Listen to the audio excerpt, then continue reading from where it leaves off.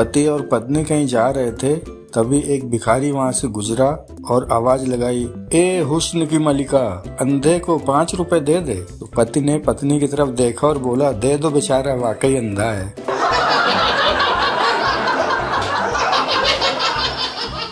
पत्नी ने पति से पूछा, जब हमने शादी की थी तब तो आप मुझे बड़े प्यारे प्यारे नामों से बुलाते थे, जैसे मेरी रसमलाई, मेरी बर्फी, मेरी रबड़ी, अब क्यों नहीं बुलाते? तो पति ने कहा, पगली, दूध की मिठाई कितने दिन फ्रेश रहेगी।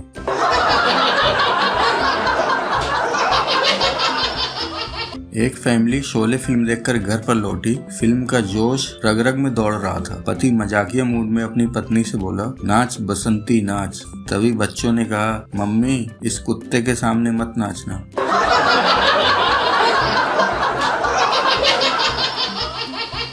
सुबह सुबह पत्नी ने पति से कहा, आज ब्रेकफास्ट आप बनाओगे। पति को बड़ा गुस्सा आया लेकिन कुछ नहीं कहा। वह सीधे अपने वकील के घर गया डाइवोर्स की अर्जी बनवाने, लेकिन थोड़ी देर में ही वह वापस आ गया और ब्रेकफास्ट बनाने लगा। ऐसा सिर्फ इसलिए हुआ क्योंकि उसने बाहर से ही वकील साहब को अपनी पत्नी के कपड़े धोते हुए देख लिया था।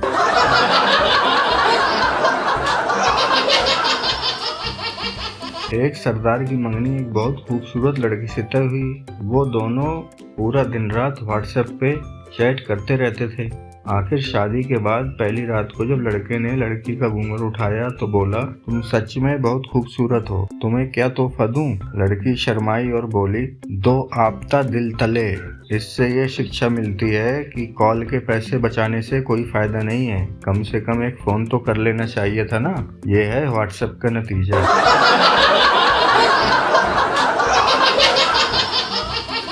एक महिला को मुंबई में नौकरी मिल गई। वह अकेली ही नौकरी ज्वाइन करने पहुंची। वहां कंपनी ने उसे रहने के लिए एक फ्लैट भी दे दिया। महिला ने सोचा कि अपने पति को सूचना दे दूं ताकि उन्हें चिंता न हो। तो उसने पति के लिए मोबाइल में SMS लिखा, परंतु गलती से गलत नंबर पर भेज दिया।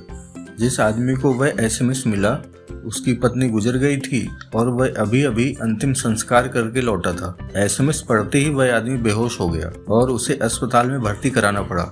SMS में लिखा था, मैं सही सलामत पहुंच गई हूं और यहाँ रहने के लिए अच्छी जगह भी मिल गई है। आप बिल्कुल चिंता मत करना, बस 1-2 दिन में ही आपको भी बुला लूंगी, आपकी पत्नी।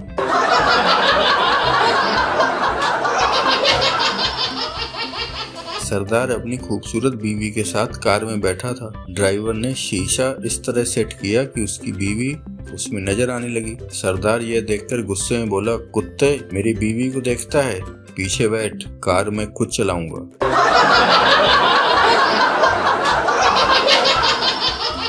पत्नी ने सुबह उठते ही अपने पति को पंखे से रस्सी बांधते देखा तो घबराकर पूछा, ये आप क्या कर रहे हो जी? पति ने दुखी स्वर में कहा, मैं तेरी रोज रोज की नए कपड़े दिलाने की फरमाइशों से तंग आ गया हूँ, इसलिए खुदकुशी करने जा रहा हूँ। पत्नी ने दहाड़े मार मार कर रोना शुरू कर दिया और बोली, एक सफेद सूट तो दिलवा दो, वरना 13वीं पर क्या पहनूंगी।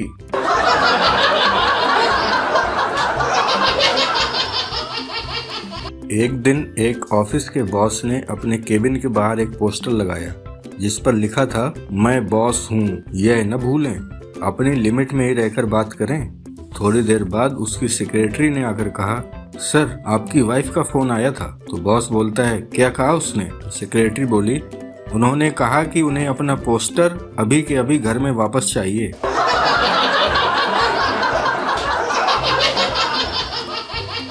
बंता सिंह की पत्नी बंता से बोली, देखो, हमारी पड़ोसन हर संडे अपने पति के साथ बाहर घूमने जाती है, पर क्या आप कभी भी लेके गए? तो बंता बोला, मैंने तो उससे 4-5 बार पूछा पर वो मना कर देती है।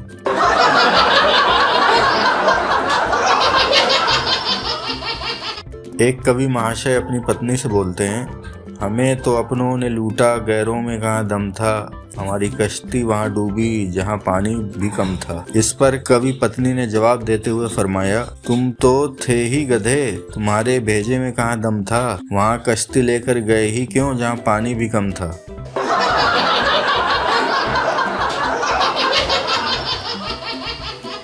एक पत्नी अपने पति से बोली, डार्लिंग सुनते हो, मेरी उम्र 48 होते हुए भी आपका एक दोस्त मेरे हुस्न की तारीफ करता है। पति बोला, उस्मान भाई होगा। पत्नी बोली, आपने कैसे पहचाना? पति बोला, वो साला कबाड़ का व्यापारी है।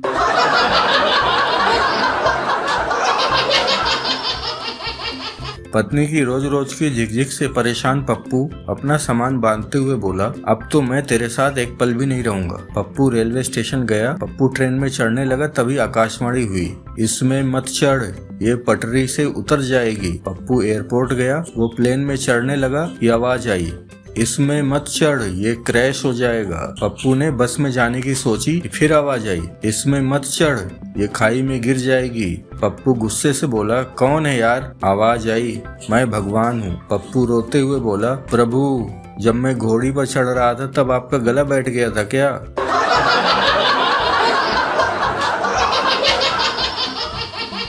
एक महिला डॉक्टर से बोलती है, डॉक्टर साहब आप दवा की शीशियों पर पर्ची चिपका दें। तो डॉक्टर बोलता है, अरे इसकी क्या जरूरत है? तो महिला बोलती है, नहीं डॉक्टर साहब आप बस पर्चियां चिपका दीजिए। तो डॉक्टर बोला, ठीक है, परंतु क्यों? तो महिला बोली, दरअसल इससे मुझे पता रहेगा कि कौन सी गोली मेरे पति के लिए है और कौन सी कुत्ते के लिए है, क्योंकि मैं नहीं चाहती कि शीशी बदल जाए और मेरे कुत्ते को कुछ हो जाए।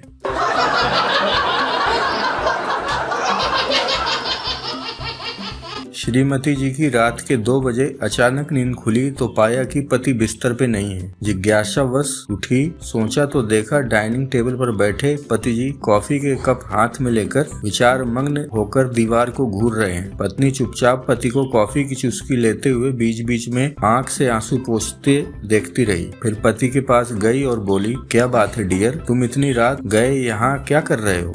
पति जी ने कॉफी से नजर उठाई और बोले, तुम्हें याद है 14 साल पहले जब तुम सिर्फ 18 साल की थीं?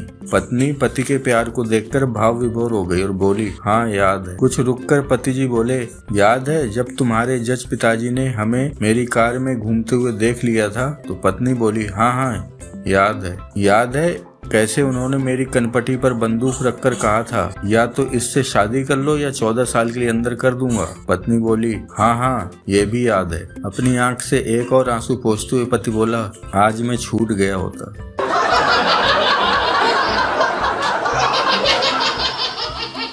सिनेमा घर में एक युवती ने मैनेजर की कनपटी पर पिस्तौल अड़ा दी और कहा, मेरा पति अंदर बैठा दूसरी औरत के साथ पिक्चर देख रहा है, उन दोनों को तुम जल्दी से बाहर निकालो वरना तुम्हें गोली मार दूंगी। मैनेजर ने डर से कांपते हुए थिएटर में अनाउंसमेंट कराया, जो भी पुरुष पराई स्त्री के साथ पिक्चर देख रहा हो जल्दी से बाहर आ जाए। अनाउंसमेंट का होना था कि 2 मिनट में सारा थिएटर खाली हो गया।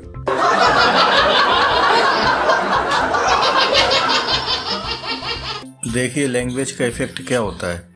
अगर पत्नी को हिंदी में कहो कि तुम हत्यारिन लग रही हो तो 2 दिनों तक खाना नहीं मिलेगा, लेकिन अगर आप उर्दू में कहोगे कि कातिल लग रही हो तो शाम की चाय भी पकौड़ों के साथ मिलेगी। और अगर आपने इंग्लिश में बोल दिया baby you are looking killer, तब तो डिनर आपकी पसंद का बनेगा।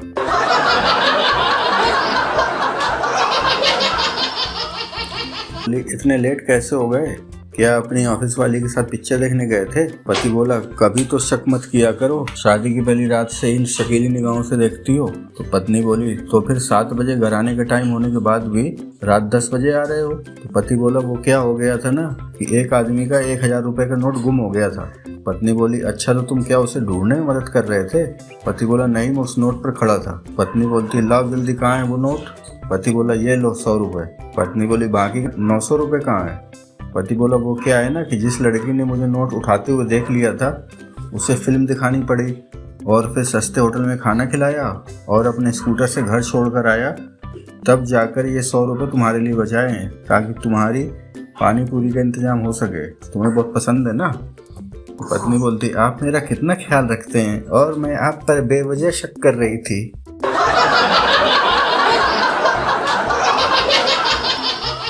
वाइफ अपने हस्बैंड से बोलती है, कैसी लग रही हूँ मैं? तो हस्बैंड बोला, बिल्कुल प्रियंका चोपड़ा। वाइफ खुश होते हुए बोली, कौन सी वाली, क्रिश वाली या डॉन वाली? हस्बैंड बोला, बर्फी वाली। बेलन का वार बाहुबली की तलवार से भी भारी था।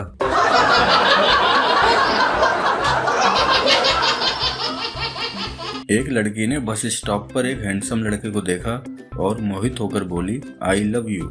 लड़की ने लड़की के सर पर उसी का दुपट्टा रखा और बोला, 5 वक्त की नमाज पढ़ा करो, प्यार मोहब्बत में कुछ नहीं रखा। इस कागज पर एक दुआ लिख कर दे रहा हूँ, इसे सोने के पहले रोज पढ़ लिया करो। लड़की ने कागज लिखकर लड़की को पकड़ाया, बस आई और वो निकल गया। तो शर्मिंदा लड़की ने कागज खोलकर देखा तो उसमें लिखा था, अक्ल की अंधी, पिटवाएगी क्या, पीछे मेरी बीवी खड़ी थी, ये मेरा मोबाइल नंबर है, सेव कर लो, फोन पर बात करेंगे, और हाँ, आई लव यू टू।